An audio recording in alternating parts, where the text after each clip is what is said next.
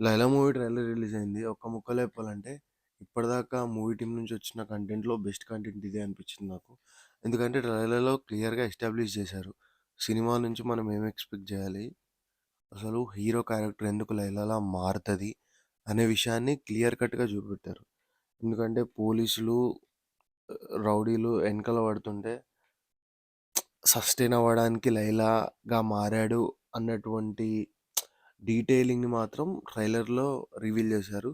లైలాలాగా మారాక ఒక లైక్ కాచిగూడ ఇటు సైడ్ ఏరియాస్‌లో కొంచెం తెలుగు మాట్లాడే మార్వాడీస్ అలా ఉంటారు గదా! అలా ఒక క్యారెక్టర్‌ని పెట్టారు ఇందులో. ఆ క్యారెక్టర్‌తో ఫన్ జనరేట్ జేయడానికి ట్రై చేశారు గూడా. బానే ఉంది యాక్చువల్లీ.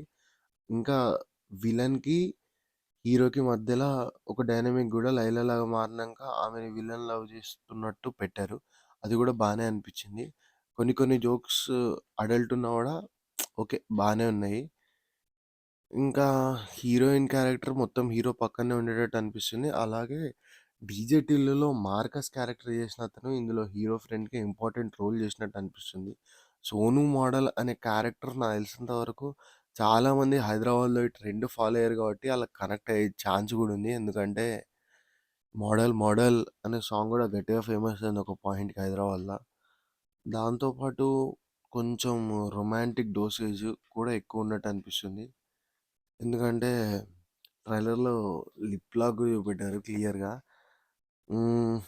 మెయిన్‌గా చెప్పాలంటే ఈ ట్రైలర్‌లో సినిమా ఎలా ఉంటది అనే ఒక క్లియర్ ఐడియా అయితే ఇచ్చారు ఆడియన్స్‌కి. What to expect from movie అని థియేటర్‌కొచ్చే ముందు.